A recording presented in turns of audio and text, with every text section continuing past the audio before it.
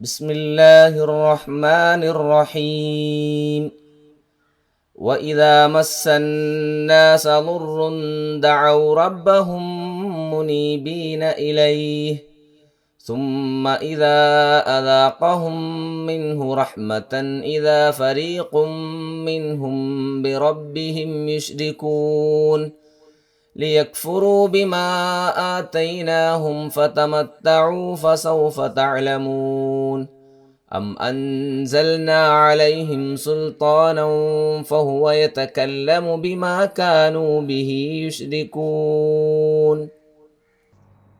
شروع کرتا ہوں میں اللہ کے نام سے جو بڑا مہربان نہایت رحم والا ہے۔ لوگوں کو جب کبھی کوئی مصیبت پہنچتی ہے تو اپنے رب کی طرف پوری طرح رجوع ہو کر دعائیں کرتے ہیں۔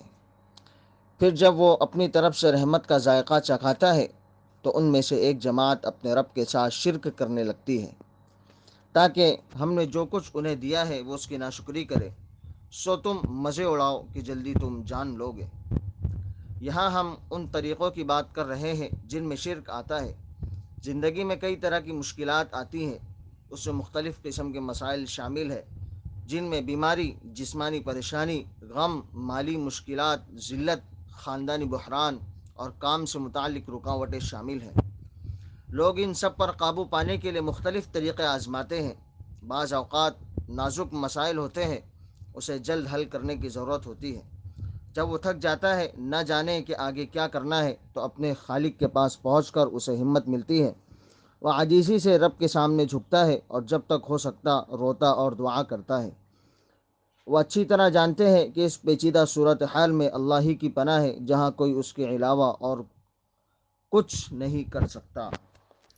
هو الذي يسيركم في البر والبحر حتى إذا كنتم في الفلك وجرين بهم بريح طيبة وفرحوا بها جاءتها ريح عاصف وجاءهم الموج من كل مكان وظنوا أنهم أحيط بهم دعوا الله مخلصين له الدين لئن أنجيتنا من هذه وہی ہے جو خشکی اور سمندر میں لنكونن تمہیں من چلاتا ہے، یہاں تک الشاكرين. کہ جب تم کشتیوں میں ہوتے ہو اور وہ انہیں لے کر عمدہ ہوا کے ساتھ چلتی ہے اور وہ اس پر خوش ہو رہے ہوتے ہیں کہ اچانک سخت تیز ہوا آ جاتی ہے اور ان پر ہر جانب سے موج آ جاتی ہے اور وہ یقین کر لیتے ہیں کہ بے شک انہیں گھیر لیا گیا ہے، تو وہ اللہ تعالیٰ کے لیے عبادت کو خالص کرتے ہوئے اسی کو پکارتے ہیں کہ اگر آپ ہمیں اس سے نجات دے دیں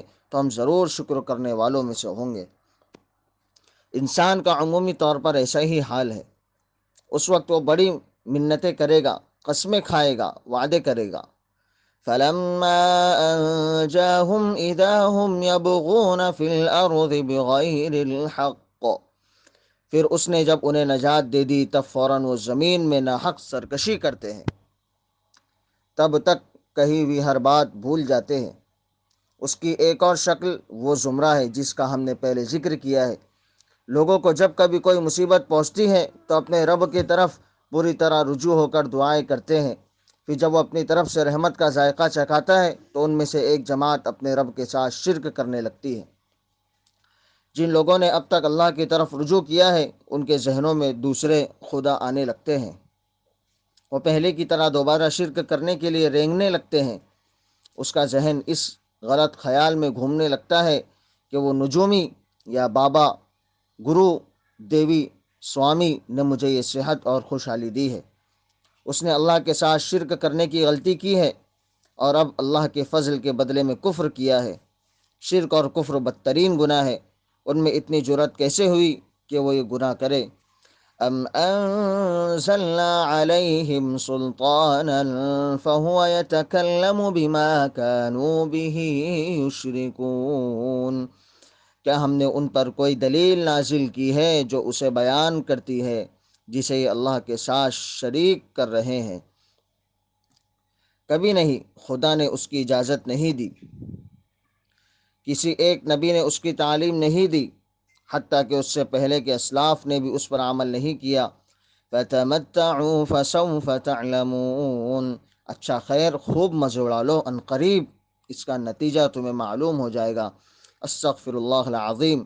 اللہ ہمیں ناقابل معافی گناہوں اور جہنم کے عذاب سے محفوظ رکھے، آمین۔ انشاءاللہ سورۃ الروم کا بقیہ حصہ کل نشر کیا جائے گا۔